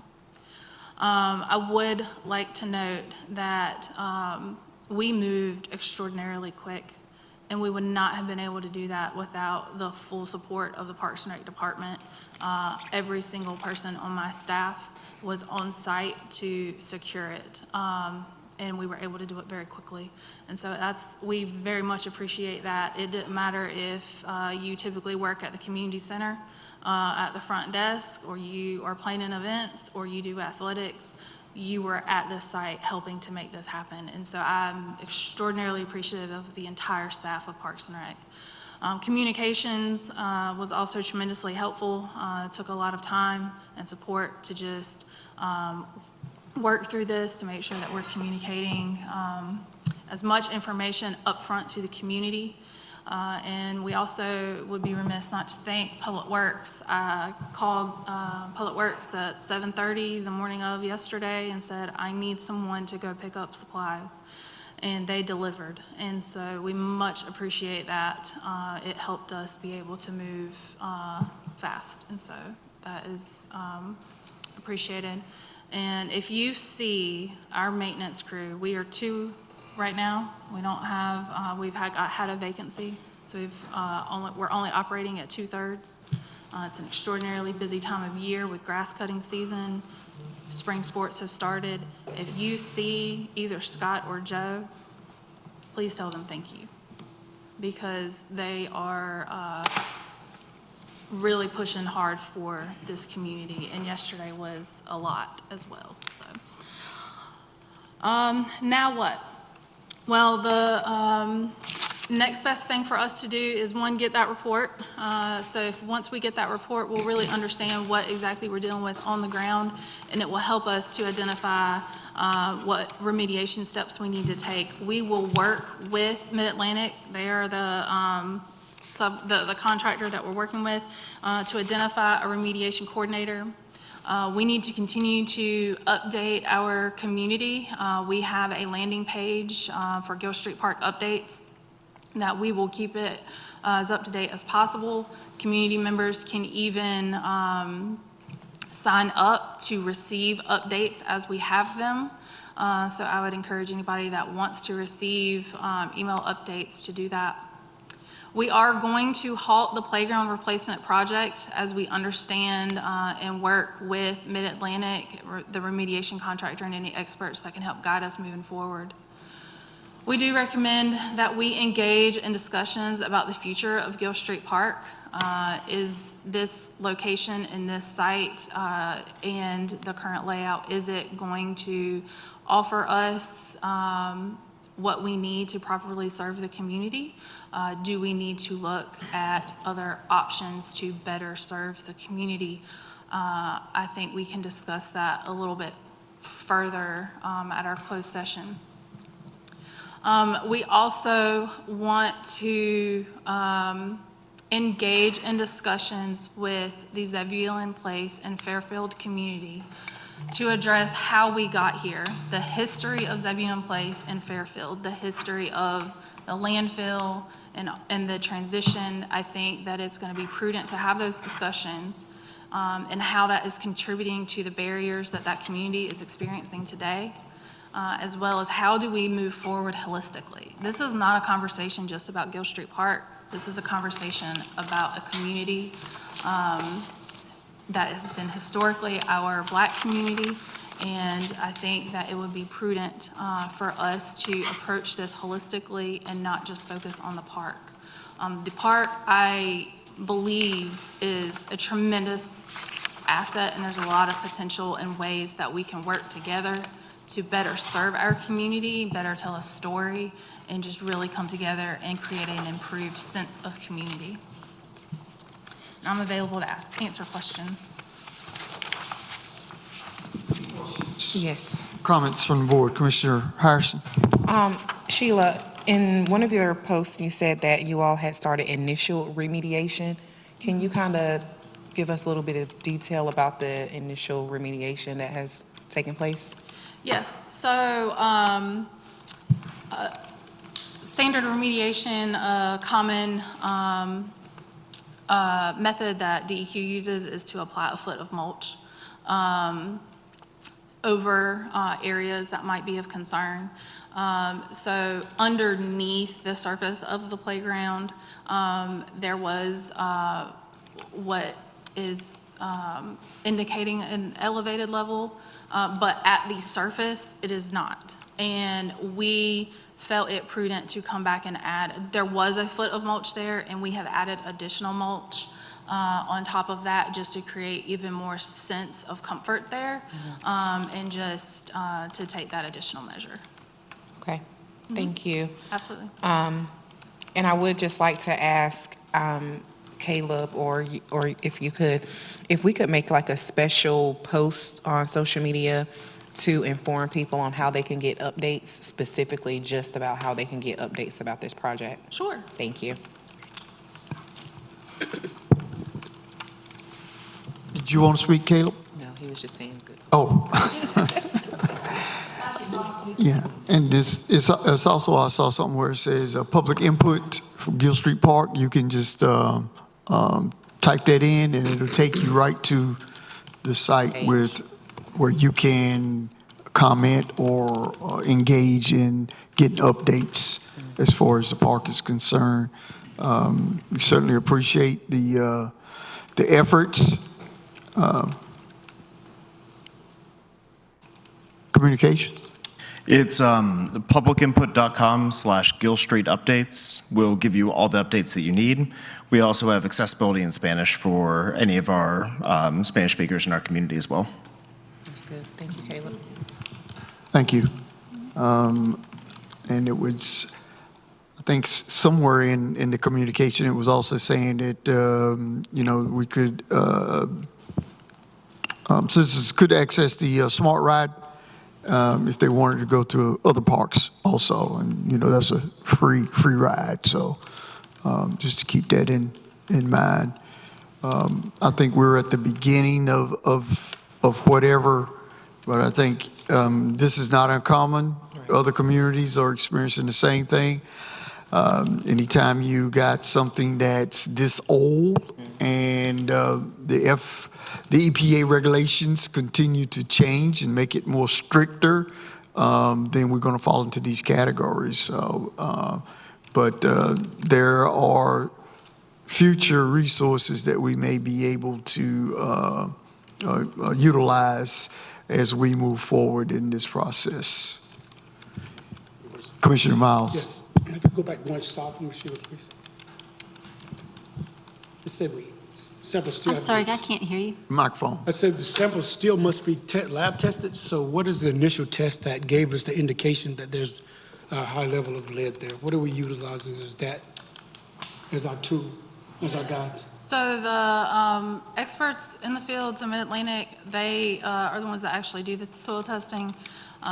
They have technology that will do testing on site. It has it is not lab confirmed, and so there could be there is a margin of error with the. It's like a laser gun, I guess. I'm not an expert in this piece of equipment, but just to give you an idea of what that's like. So there is a margin of error. It is very important that you get it lab tested so that you know what you're actually dealing with. As someone that grew up in this park, that brings concerns to me. I'm just trying to figure out, like, this underserved community. They already have that sense of distrust already with kind of the way that park's been handled from day one. In your professional expertise, what do you recommend? We have it shut down. As we move forward, I saw the few series of questions that you asked. Is that something that we give that community now, other than just blocking off certain individual parts of it, to kind of rest them assured that Yeah. they're in good hands? Absolutely. I think the first thing is we moved extraordinarily fast. We did not sit on information. We moved extraordinarily fast to make sure that we secured the site.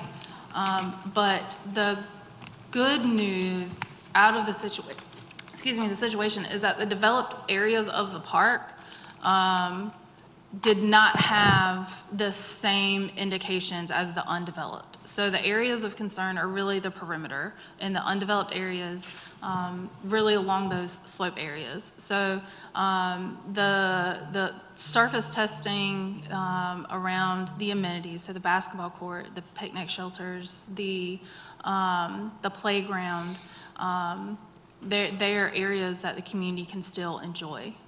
As far as what can we do now, I really think we're headed, just from what I'm seeing, we're going back to we are not alone. Learning from what others have experienced and how they have responded and looking at what is best for our community. The recommendation that I've given is that we hold a series of conversations and we work with the community. We bring in consultants. I'm already reaching out to consultants that have experience, one with communities very much like this community around the Gill Street area, and that are very familiar on how to engage community members that might have that distrust with government and have felt that they have not had the same level of support in the past. So we are already engaging in discussions to try and put together a really good plan in order to, one, you have to address the past. We can't really break that barrier of trust if we don't go back and address how we got here, right? And so bringing in these consultants that have experience having those conversations and turning them into productive measures for the community to move forward and have really positive and effective change is important. And so to me, we need, one, the opportunity to actually get the results back and understand what we're dealing with. And we need time to have those conversations with the community, and we need to make sure that we do them the right way.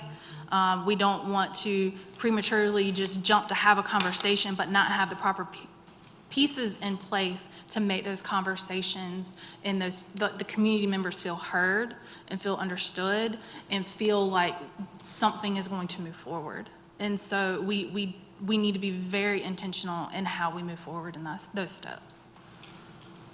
With that said, with Mid-Atlantic, where can we see the numbers and kind of like the levels that they saw in that soil testing? Where can that data be? I kind of want to make sure we're giving facts, not just hypotheticals and run off feelings and emotions. I want facts presented to the citizens. Exactly. As soon as they are lab tested, we will get a report and that will be made available. I'm asking like what they have now to cause us to put up the barriers. What do we have, the facts that we have now in place to put that up? Yeah, so I don't have a list of the direct, of the sample screenings at the moment. I do know that we have, we worked with them to make sure that areas got marked that were of concern, and we met with them to just make sure that we were marking off the direct areas. And so as soon as we get that list, we will make it available. So they didn't share with us the initial document data? We did see some just initial, like a chart of the park itself, just in a conversation, but I don't physically have that right this second. We can get information. I think the most important thing is we've got to get the lab results. We're talking about 1, maybe 2 weeks at the most. We'll get that information and we'll make it available. I think it's really important that you have the lab tested numbers to rely on, because they're going to be the most factual. Going back to the, what is it? There's a 30% margin of error. And that's why the lab tested results are so incredibly important. And I think Eric has a response. Yeah, Commissioner Miles and Board, it's important to remember there are 2 aspects of the testing. The first was done at a foot of depth. Okay. And at a foot of depth, there were a few what I'll call hotspots. So based on that, that gave us a reason to go forward and check where the most potentially critical contamination might be, which is on the surface. Now, once you're into the surface testing, you have 2 approaches you can take. There's the tool that Ms. Long was talking about that they can go and sort of zap it. It's an immediate read based on the specific thing we were looking for. What were we looking for? We were looking for lead, because the samples that we got from a foot of depth had lead. And we found some evidence of lead on the surface. Now, it didn't have to be that way. We could have done those preliminary tests and there may have been no surface contamination, but it didn't turn out that way. It turned out there were. So that meant that at the same time that they were using that special tool that gives you an immediate read, they went ahead and submitted samples for lab testing so we can get much more accurate results and go with the fact-based decision-making that you're talking about. I understand that. I still say for me, I think with this community, we're going to have to present numbers. And that's just the kind of, that informed citizens is going to be more receptive of what we're doing, asking of them, right? Especially that side of the town for me. I know that for sure. So any numbers that we can give from Mid-Atlantic, if they were able to give us justification to close it down, have something up, typed up, saying, okay, these are the numbers that we saw, the level of lead that we saw in this area, and give the facts to the people. Yeah, the numbers were from the subsurface. Keep in mind that the standard is 200 parts per million is the EPA standard. If you're in excess of that, then you're in violation of the standard. Now, it's interesting, that standard changed on January 1st, 2024, from 400 parts to 200 parts. So it's a stricter standard now. Those subsurface tests, the numbers were, they had 3 hits out of 35 samples, and the 3 hits were 265, 380, 390. So they were all less than 400, which is what it was on December 31st, 2023, but they're higher than the current 200 standard. We don't have reliable numbers based on the immediate test. Those numbers showed excessive amounts, but you can't really know what the exact number was until you get the lab results back.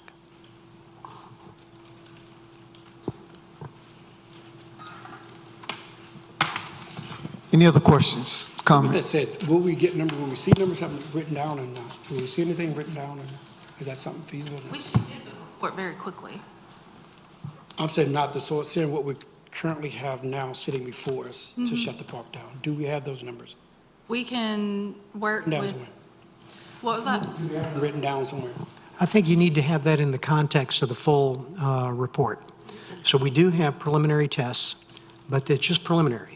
We're going to go ahead and get the surface, and we'll have a report that includes the surface results as well as the subsurface. The subsurface results without the surface results don't tell the whole story. So it's best to get all of the numbers together and get the full report. We just have preliminary testing so far.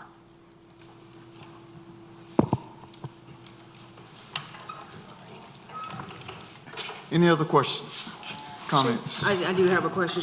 When you're saying engage in discussions about the future of Beale Street Park, are you you're specifically talking about talking with the community in that area, is that correct?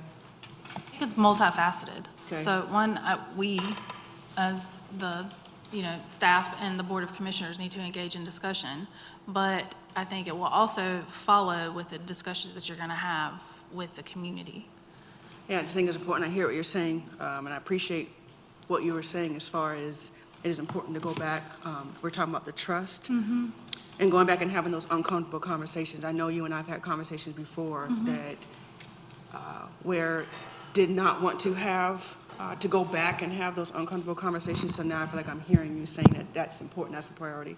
So I just wanted to see what your mindset was. As what does that look like to engage your citizens so they can understand the history and we can build the trust? Well, I think it goes back to identifying the consultants that can help you do that. And so there are several of them that have great experiences, even surrounding, like I said, similar situations. Greensboro has, just last week, closed a park for the same exact reason. They closed the entire park. They weren't able to keep it partially open. But that's been a process where that park started having issues in 2010. And so they have been working on a plan to redevelop that area anyway. And then the EPA standards changed, and that's where they just, my understanding is, then had to close the park. So there are communities that have successfully done this and consultants that have successfully had these conversations. So I think it's best that we work with those consultants to identify what that best route to do exactly what we've talked about are. Sometimes it's hiring, part of that process is hiring a historian so that you can tell the story, that they are working in that community to map out the history as best they can. That is part of the process and probably should be part of this process. Appreciate it. Thank you. Absolutely. One last question. Go right ahead. So we brought EPA in at all at this? Is EPA playing a part in this for right now?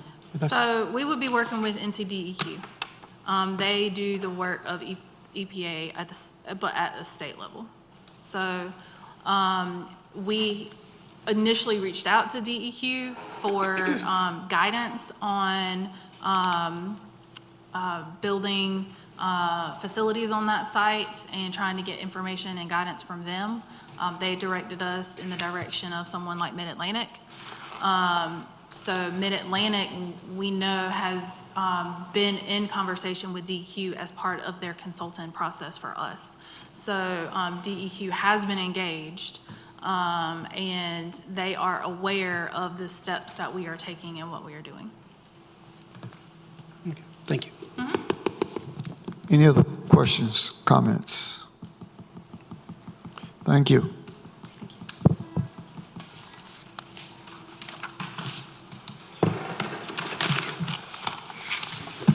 As allowed by GS 143-318-11A5 for the purpose of property acquisition, is there a motion to go into closed session? Make a motion to go into. Motion, is there a second?